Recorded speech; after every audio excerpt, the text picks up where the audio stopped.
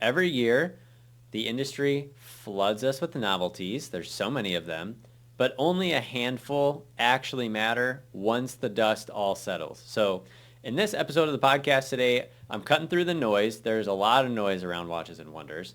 So we're going to talk about the new releases, but we're going to talk about the ones that are genuinely worth your attention and what I think are going to be the most innovative of the bunch. So not just the headline pieces, but the watches that really move the conversation of watches forward, the ones that have substance in their design, their mechanics, or how they position in a collection. So it's not a top 10 for the algorithm here. This is from a collector's perspective. So thanks for tuning in. Welcome to the podcast. My name is James. I am a watch enthusiast, a watch collector, and a watch advisor, and I am all about you knowing and loving your watches. That is what I am here for. So if you like this type of content, please do like and subscribe to the channel because I do post new videos every week. You can find more of my content down below in the description. And before we jump into it, we always got to do our standard wrist check here. So today I am wearing my Girard-Perregaux 1966 Orion. Has such a fantastic aventurine dial, really great size at 40 millimeters and a really narrow lug to lug at like 44 millimeters. So it just wears well on any wrist, which I appreciate because I have small wrists. So with that, let's jump into the topic today. It was a big week at Watches and Wonders. There was a lot that went down, and it's always really fun seeing all the different things that get released because it's all the brands, from big brands to smaller brands to independent brands. Like, they just all take part for the most part, and it's just really cool to see all the different things they release. So what I do have to do at the front is give a shout out. So if you're still exploring, like I certainly am, because there's a ton of content that came this week and a ton of releases, I do have to give a shout out on Instagram to, I believe it's Watchanista on Instagram, that did a really nice job of kind of summarizing all the different brands and their releases and what they looked like and some of the dimensions and key specs and also the interesting points about it. So let's jump right in here. Parmigiani Tonda PF Chronograph Mysterieux.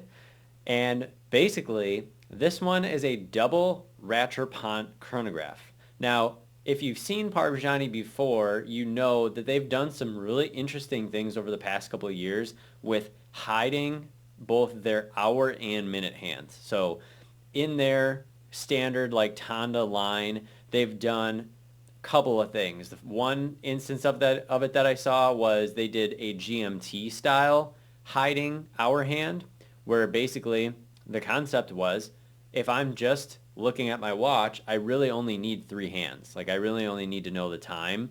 And so that's where you would start. But then there was also an ability on the watch to move the hour hand independently, so that if you were keeping track of a home time, for instance, and you were traveling, let's say, and you had a reference time, you would be able to advance the hour hand by using a pusher, and that would keep track of your reference time, which is kind of cool. So I saw that one. I did think that was really neat. I still am like, okay, my Sky Dweller's got a GMT on it, but it is what it is. Then I also saw that they did the same thing with the minutes hand. So you had a little bit of a way to measure elapsed time. So basically what you would do is you would essentially, I think, press the pusher again, and it would start to separate from where the minute hand was, so that it would essentially measure your elapsed time. And then when you push the pusher again on either watch, on the GMT or the minute function, it basically would just hide itself again. It would just go back to where it was. So it used essentially a lateral clutch to bring the hand back to where the continuous hand was. So this year, they decided to go all out with that to make a double Rattrapant system, and it's a chronograph. And they call it the Mysterieux, which is just mystery, basically. And it's because you can, again, do the same thing. Hide the hands if you want to just tell the time. And then you also can start a chronograph where when you press the pusher, and Parmigiani does this cool thing where they put the pusher down at like 8 o'clock or 7:30, I think is what they call it on the case. Because if you're holding your watch and you want to press it, if it's on your left hand, obviously. If you're right-handed, that'll be a little different. But you take your right hand, put it on the case, your thumb just kind of naturally goes in that 7:30 position or 8 o'clock position, which I do appreciate about Parmigiani. Listening to their CEO, Guido, is really fun, and I've seen several interviews with him now, and he has a really, really nice explanation of just the whole philosophy behind the design of Parmigiani, because it is unique. I really am starting to appreciate Parmigiani more, so that's, starting to go on my short list of stuff here. We'll see. But what you have is a pusher, and when you press it on this chronograph, it takes both of the hands and it jumps them up to 12, and that is the start of your chronograph. It's just wild. And then you have these two gold hands that are still keeping your actual time. So what you have is basically those two hands that are telling the time, and then you have your two other hands that start at 12 and that basically start your chronograph. So I just thought that was really cool. And then it is, again, a mono pusher chronograph. So when you press the pusher again, that stops the chronograph. And then when you press it a third time, that returns the hands to their kind of hidden position, again, using those two lateral clutches. Now, it does use a vertical clutch for the seconds, which is nice. So you get that constant running seconds. Guido did talk a little bit about this too, in the sense that they didn't have a center seconds on their prior models for a while, just because they want that simplicity and elegance on the dial. I personally always really like having a center seconds, even with my Girard-Perregaux. I talked about it in the Aventurine video with the Aventurine dials. Like the Longa Aventurine dial, there's no action on it because there's no seconds hand. So I do like having a seconds hand on a watch. So I did think that this application of a chronograph was really, really cool by PF, and they did an awesome job with it. It is beautiful.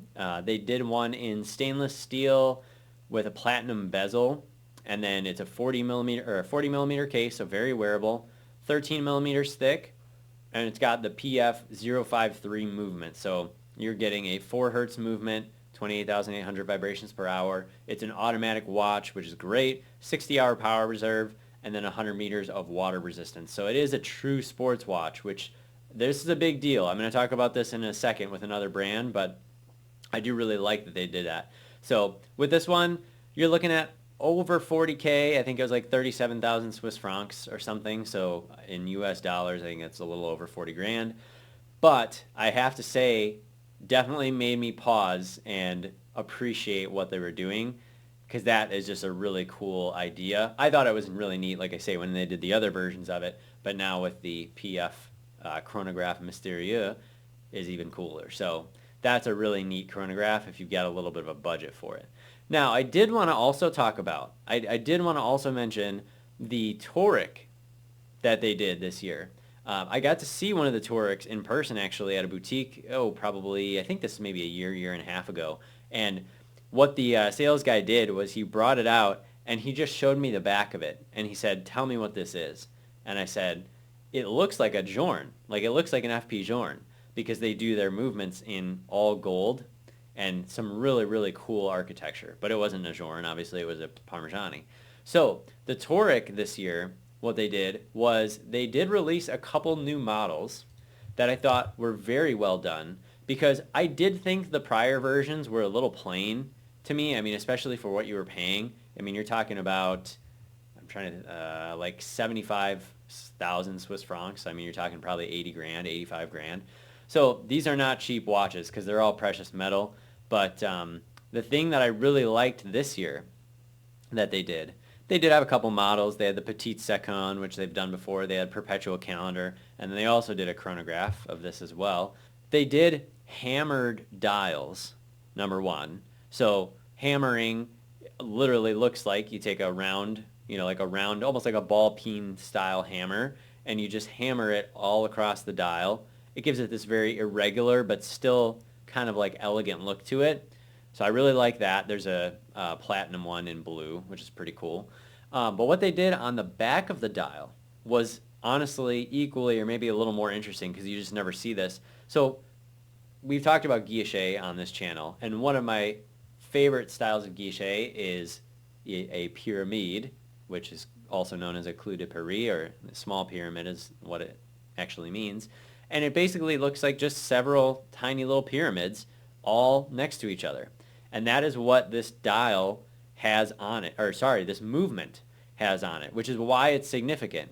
On my JLC, my Master Ultra Thin Perpetual Enamel, you've got a clou de Paris on the dial in the Perpetual calendar sub-registers, which is really amazing.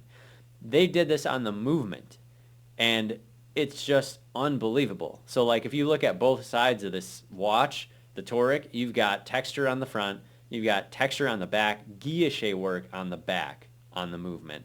It looks super, super good. And from a craftsmanship perspective, I think probably one of the coolest things that I've seen in watchmaking in general. Normally you get something traditional like Côte de Genève or Perlage, right? But having the clou de Paris on the movement was a whole next level by Parmigiani, and I can understand and appreciate why these new toric models are as expensive as they are, because they put a lot of time into making them. So that's Parmigiani. Again, a brand that I really like their design philosophy quite a bit. I think they are on the up and coming personally, just because of what they've been doing. And I do think their new CEO in the last couple of years has had a lot to do with that, because the design choices and the way that he's bringing complications into the fold are super interesting, and they're becoming very attractive watches. Now, again, PF is more on the high end of the luxury space. You're going to be paying for this. I mean, you're getting into like Patek territory here in terms of the pricing. So that's where you always have to stop and say to yourself, okay, what could I get from an equivalent brand at a similar price point? Because you're talking Patek, you're talking Lange, right? I mean, those types of brands are right in this ballpark when it comes to price. So you just got to keep that in mind. Let's move on to our next brand that we're going to talk about. And I have to talk about Jaeger-LeCoultre, because they had some amazing showings this year. And there are two in particular that I want to talk about, because they actually did a lot more, but we'll just talk about the ones that I was particularly interested in. So the first watch we're going to talk about is the Jaeger-LeCoultre Master Control Chronometre Perpetual Calendar. Now this watch, I'll be honest, when I saw this watch, I was over the moon excited to get ready to do some sort of a massive move and trade within my collection, because I was like, finally, JLC nailed it. They made the perfect watch. It's got a perpetual calendar in it. It's beautiful. It's got all the features. It's a bracelet watch, so it's sporty. And sign me up. I'll trade in whatever I need to trade, and let's just get it done, and I will start my journey of being a JLC monobrand collector.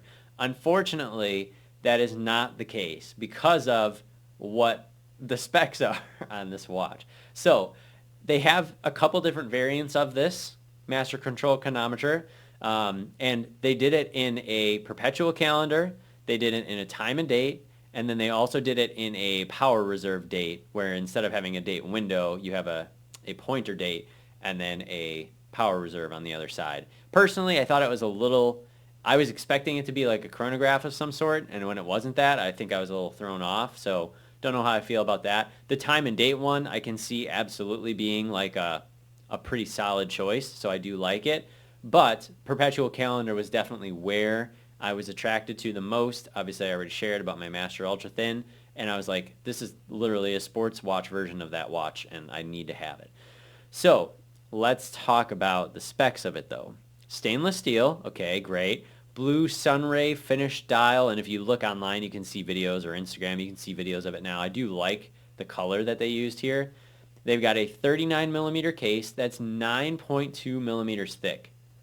Just a perfect size, super thin, which is what JLC can be known for, because they have created some incredibly thin watches. JLC 868 movement, which is their standard perpetual calendar, Kurt Klaus perpetual calendar movement, 4 hertz automatic, 70-hour power reserves. But here is the kicker. It's only 50 meters water resistant. That was the moment when I said to myself, my dreams are not quite achieved, because I need to have, if I'm going to have a watch like this and I'm going to move everything else to get a watch that's a sports watch, I need it to be a real sports watch. So in my opinion, this watch, this Perpetual calendar from JLC, was almost perfect. Like if they would have done those last couple of steps, I think it would have been pretty much the perfect watch. Even the moon phase on the dial is this textured, it almost looks like meteorite. And then of course I've talked about JLC's enamel moon phase discs, which are just beautiful and stunning. So you have this real lively, vibrant texture and black polishing on the moon phase disc for just a nice little pop of excitement on the dial, but only 50 meters of water resistance. Now, it's not terrible. That's not bad. Doesn't mean you can't use a little bit of water here and there or something like that, light splashes, but that's the same water resistance as my Master Ultra Thin is 5 bar also. So to me, that was very unexciting, and I was like, man, that just... we almost had it, JLC. We almost had it. So, Jerome, if you're watching this video, make it 100, and you will have another buyer. And lume, because there wasn't really any lume on the dial. So that would be another important one for a sports watch. But I love the Dauphine style hands. Just everything about the design language is like flawless on this watch. So take a look at it. It's pretty awesome. They did also make a rose gold version with a kind of almost like brown dial of the Perpetual calendar as well. And you're talking roughly $46,000 for the stainless steel model. So people talk about JLC being overpriced. I do understand why, but for me, it's more because I love the design language of JLC that I was interested in this one. I will say also on the bracelet, they didn't just pick some cheesy or kind of overdone like stock stainless steel integrated bracelet. The bracelet here actually is really interesting. They took inspiration from the Dauphine style hands and they added that in between the center links of the bracelet, so it has this really neat look to it that just ties into JLC's whole aesthetic of like precision, and I just think it looks really, really good. So definitely a big fan of this. Hopefully they'll expand on this as years go, because I'm telling you, if they put water resistance and lume on that, maybe refine the design a little bit more, that probably would be like a grail or like dream or perfect sports watch for me. You know, add a second time zone and I'm sold. So anyway, so that's that one. The other watch that I wanted to talk about with JLC this year was the Master Hybris Inventia Gyrotourbillon a Stratosphere.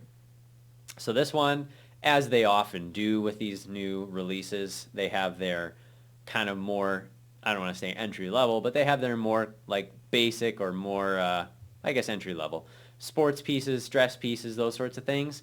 And then, of course, they always do these insane displays of their watchmaking prowess, which is one of my favorite things about JLC. So this year, they have basically with the Sphero-Tourbillon, or no, yeah, the Helio-Tourbillon that they released, I think, last year, they brought that forward into a new multi-axis tourbillon. So this piece is a monster of a watch, caliber 178. It is 517 components. Just incredible. A triple axis tourbillon. So basically you have 20, a 60, and then a 90-second tourbillon. So one cage rotates at a 20-second interval. One cage rotates at a 60-second interval, which is like your 2 seconds. And then the other one rotates at 90 seconds. And it runs at 4 hertz. So it's just, I mean, it's made to cancel out the effects of gravity. The stat here was that it mimics 98% of possible positions that the watch could be in to cancel out the effects of gravity. Now, you might say, who the heck cares about this? It is and has done well in chronometry competitions in the past because of the fact that it cancels out so much of the effect of gravity. And so that is one of the reasons why it's just an incredible piece. So from a timekeeping perspective, you're really getting a lot here, and that's pretty cool just by itself. Then you have, of course, the artwork on it. You have 65 hours of hand beveling for all the various bridges. All the bridges and plates are white gold, so definitely not pulling any punches in terms of the materials here. And then in addition to all of that, you have beautiful, beautiful guilloche and enameling on the plates around it, on the time scale on the front, and then on the little bridges that surround the multi-axis tourbillon. Just stunning. It's actually the same.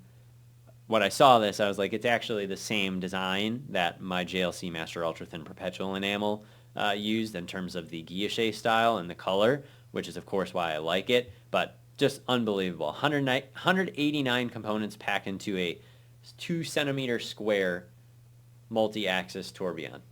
So that's JLC. That's what I love about JLC. They say, okay, here's what you get for an everyday wear, and then here's what you get if you want to spend the price of a small house or maybe a decent sized house and just wear something that is incredible. That is what they did with this Hybris Inventia Gyrotourbillon Stratosphere. So take a look at JLC's stuff if you've not seen it. It is fantastic from this round of releases. Okay, now let's move on to another brand that I do absolutely love, and that is Grand Seiko. Now this year, Grand Seiko is continuing to kind of push the envelope here with applications that they're using their U.F.A. spring drive. So this year they released the Ushio 300, and that is a spring drive dive watch. Now, you might say, does it really matter when you're diving how accurate your watch is? To which I respond, no, and no one really cares. They're not diving with these things, but they just look really great on the wrist. So they did come out with 2 versions of this from what I've seen. They have a blue and a green dial version, which I've heard this echoed. I saw an interview with Teddy as well where he talked about being a blue dial guy, but the green is really interesting because it's got almost like these little silvery tones to it, and I think that looks really, really neat. So I do like the design, and I like the colors that they did here. So the dial itself, the case, is just under 41 millimeters, so not huge. We're getting down there, which is great. 13 millimeters thick, so pretty wearable. It's got a manual wind spring drive, 9RB1, so automatic spring drive is fantastic. Manual wind obviously cuts the case thickness down a little bit, so that's why they did that. 3-day power reserve, which is great. 300 meters of water resistance, 300 meters. So you do have a really good solid diver here. The reference is the SLGB023. So much more affordable in terms of what we've talked about so far. You're looking at about $12,500, somewhere in that ballpark for this new watch. I know I've mentioned it, but there are some watches that I do think it's worth buying at retail from a boutique. This would absolutely be one of them. So they did change, it's Evolution 9 technically, but they did change and update the way that the dial looks a little bit. They updated the hands a little bit, and they did put the power reserve back on the front because the case back is closed on this watch. So that's another thing to be aware of. So if you like open case Grand Seikos, this may not be the watch for you because it is a closed case back. But I think from a versatility perspective, though, of getting something that is a diver, fully functional, 300 meters, gives you a lot of options in terms of what you can get. And Grand Seiko's accuracy continues to be incredible. You're talking about 10 to 20 seconds per year in terms of accuracy with their U.F.A. technology. So that's really great. All right, let's move on. Next one we're going to talk about is Vacheron Constantin. And we're going to look at what, again, could have been. I feel a little bit like the JLC on this one because this could have been an absolute game changer had they applied it in a different way. But I want to talk about the new overseas in ultra thin. Now, Vacheron has done an ultra thin overseas before. They've had some beautiful designs, so there's no doubt about that. They've done some things like this, but this one is new. This one is pretty fantastic. It's a platinum case, so you're already pricing a lot of the market out of its price range. It has a salmon lacquered dial, so I think a little bit different than how they've done some of their other dials on the overseas collection. I'm not a big salmon fan, but that's not why I'm talking about this. 39.5 millimeter case, but the actual thickness of the case, 7.5 millimeters thick. So in a similar way to kind of what JLC is doing this year, which is why I do think they're two of my favorite brands, because Vacheron and JLC kind of still both do that. Okay, here's your basic everyday stuff. and then you have your crazy pieces, which they also did do. It's a new caliber, new automatic winding, ultra-thin caliber 2550. And when you look at it, it is very, very attractive, and there's a lot packed in there. So it's a 3 hertz automatic, 80-hour power reserve, because they use this stacked barrel technology, which is pretty cool. 50 meters of water resistance. So again, not quite getting the full sports watch effect here, but if you're buying a $120,000 platinum watch, you're probably not going to take that swimming, I would assume, with you. But that's what I was kind of hoping for, would be something in the lines of, let's put this new ultra thin caliber 2550 into the overseas collection, like the regular overseas collection. Because I do think if you thin out some of those cases and maybe make them a little bit smaller for folks like me, you're really in the money on those. Like a stainless steel watch with an automatic winding, 39 millimeter case, 7.5 millimeters thick, like that's some great specs on a overseas watch. And I think it just would open up a lot of possibilities. So again, this was another one that, though the innovation is there, I wish they would have applied it in a little bit of a different way, and I think it would have made it more interesting. And ultimately, I think it would have been a game changer if they can start to lower the price point on some of these. Unfortunately, they're going more high and up market. It is what it is. We live in a luxury space here when we're talking about watches. So that's the Vacheron. Hoping to see that transition into the other overseas coming forward. So we'll see what happens with that. Now, next up, this is a brand that I actually don't talk about very much because, candidly, a lot of the watches that I like the design of are humongous. And for me, that means crazy humongous because my wrists are very small. So I want to talk about IWC, and this one is the Big Pilot's watch, Perpetual calendar, Ceralume. This was a really cool idea, and I'm not even, this stuff doesn't even matter to me, but again, I want to talk about the releases that were interesting from a innovative standpoint, not just, hey, I liked this and that's why it's on here. So this watch is an all-white, kind of this light gray aesthetic. Looks very cool. I always kind of enjoy a matching aesthetic, so I like that it's all white. However, it's an all-white proprietary ceramic case, and then the materials that they use for the dial and the bracelet or the strap and everything. So it's ceramic, proprietary, 46.5 millimeter case, again, which is why I just cannot wear it. There's no way. 16 millimeters thick. Again, this is a Big Pilot's watch. We're not living in, Vacheron or JLC's ultra thin world here. It's not what we're trying to do. 52.616 movement, 4 hertz. 168-hour power reserve. I did find that really interesting. 100 meters of water resistance, so it's a true sports watch. You can do anything with this.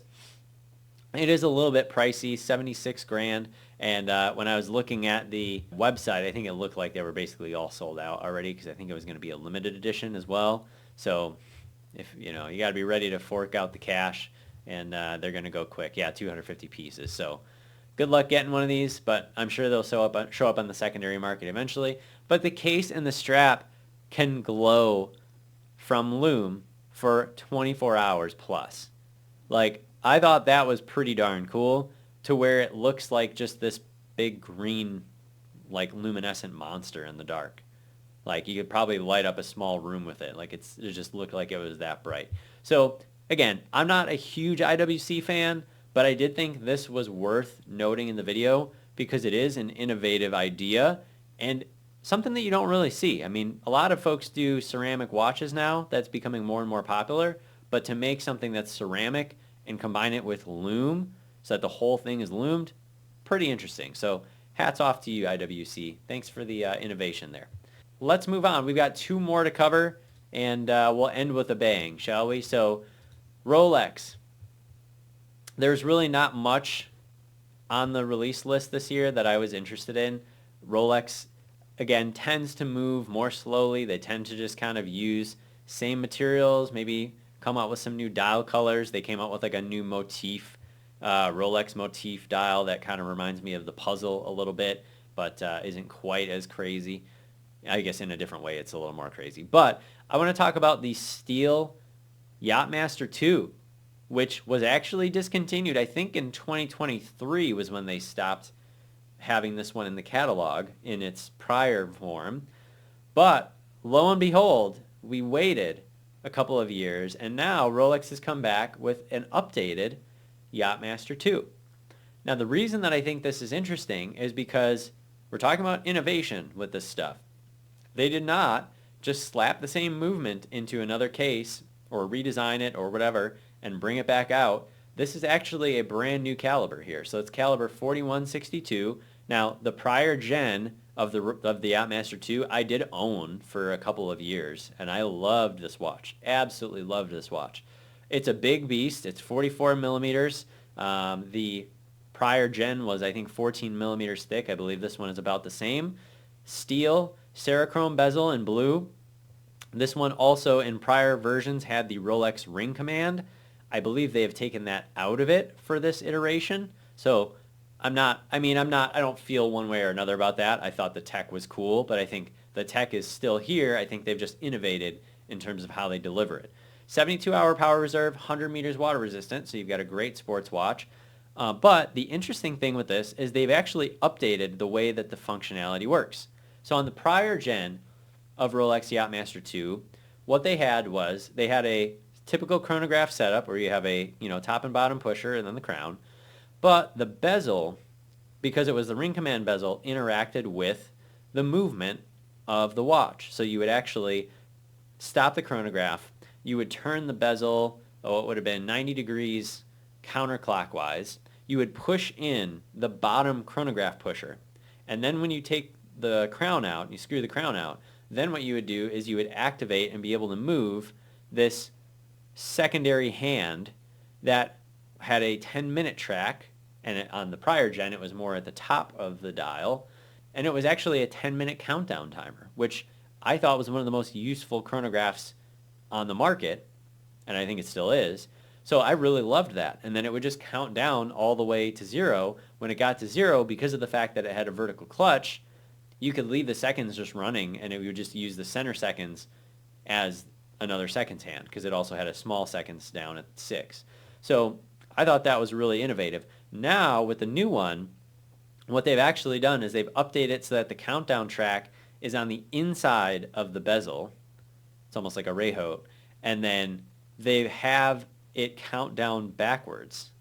So when you start it, the chronograph seconds hand starts at 12. It goes counterclockwise. So I thought that was a really neat innovation. The rest of it still works pretty similar from what I've seen. You set the regatta hand, because that's what this watch was ultimately for, Yachtmaster 2. It's for timing the start of a regatta. But it counts down from 10 instead of having it at the top of the dial and counting down that way. So I did think that the way they redesigned this, people will love to hate on Rolex. I get it. I don't. I am a believer in Rolex because I think they make some cool stuff. I still have my Sky Dweller. It's one of my favorite watches. I've had it for 5 years and it's great. This was another one. And so I really like that they've brought this back in the catalog. The other thing that I did note with this is, yes, the price has gone up a little bit. Prior gen of the Yachtmaster 2 was retailing for $18,750 when they discontinued it. This one retails for $20,300. So it is a little more expensive. But to be fair, in the last few years, pretty much all watches have gone up in price. And they've updated the caliber on this. Again, they're not just putting the same old thing back in the case here. So I think from a value perspective, I'm going to say something real controversial here. I think from a value perspective, Rolex actually delivered with this watch this year. And I think that's pretty amazing because typically their other stuff, I'm sure some of you saw it, but enamel dial Daytona was interesting. I mean, there were a couple other things, but for the most part, I think they nailed it with that watch, and I also think it's actually pretty reasonable for a Rolex. So if you've not looked at the Yachtmaster 2, if you're stuck on the Daytona, I have a video about my Yachtmaster 2, and the title is Skip the Daytona. Who needs the Daytona when you can get a sweet 10-minute countdown timer with the Yachtmaster 2. Now again, I know the size is bigger. I understand that. So it may not be for everybody. But the prior gen that I owned was 50 millimeters lug to lug, which was the same size as my Skydweller lug to lug, which is why I knew that I would be okay wearing it because it was the exact same height, even though the case was physically larger at a 44 millimeter case. So definitely take a look. I think it is an interesting one in the catalog this year, and I'm excited to see it in person. I would love to see one of those. So, all right, last watch. We're going to go a little bit upscale here with this last one, and this is Ulysse Nardin. Now, it is the anniversary of the Freak. It is not just the Freak, it is the Super Freak. So this thing is absolutely nuts, and it is a time-only watch, and it's the most complicated time-only watch ever made because it has 511 components. Like, why would you even do that? Well, that is what UN is all about, is they are all about pushing the boundaries of what's possible with innovation. And I heard an interview with the CEO, I think, of Ulysse Nardin. I think that's who it was.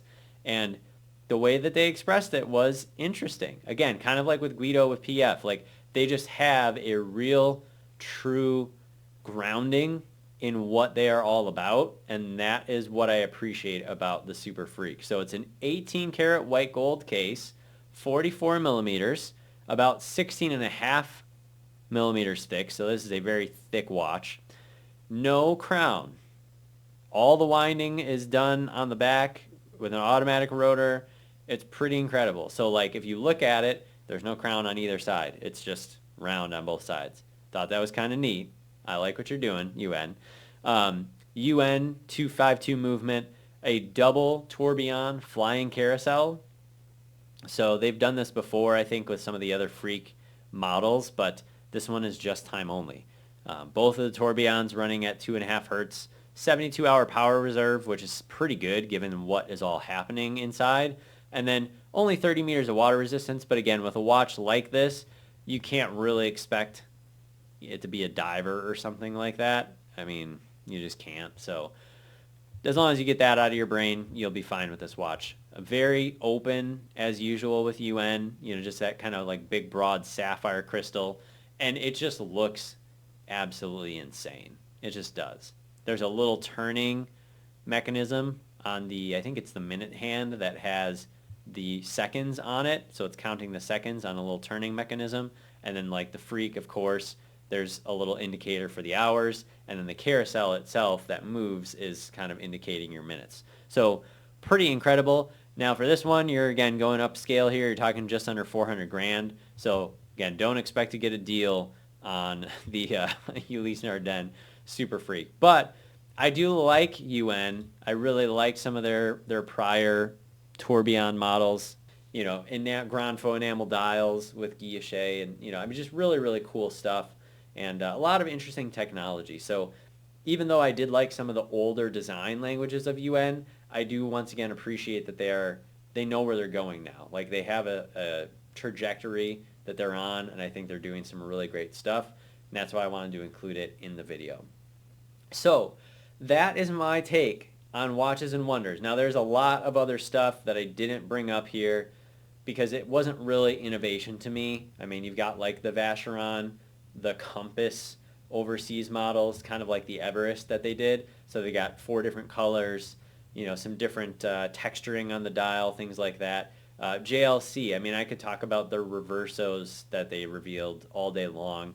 Again, guilloche enamel dials, like 70, 80 hours of micro painting on the back of the reverso. Just incredible stuff. So there are a lot of other interesting releases. Tudor had some really cool stuff, just as far as like different designs, some new things they're doing there. So definitely take a look. There's more to be seen with Watches and Wonders, but the whole point of this video was to showcase what I thought was interesting from an innovation perspective and what I do think along the way will change the game. I actually didn't even talk about the Grand Seiko micro adjustable clasp because that was one of the things that I had on my brain with this was there's a micro adjust on the bracelet finally because they're starting to do that, and it has a locking mechanism that's meant to be used with a wetsuit because it's a dive watch. So like, why wouldn't you have that on there? That is interesting innovation from a bracelet perspective that we've not seen before. So basically you push it up and it's unlocked and you push it down and then it's locked. So that's the point of what I wanted to cover with Watches and Wonders. Now, I appreciate you for stopping by the video here. If you enjoyed this one, definitely take a look at one of my other recent podcasts where I talk about 7 chronographs that I would buy right now. I feel like I need to update that because the PF chronograph that I started with would absolutely be on that list at this point. It wasn't out when I released that video, but take a look at that if you enjoyed this. Thank you for stopping by, and I will talk to you all next time. Bye-bye.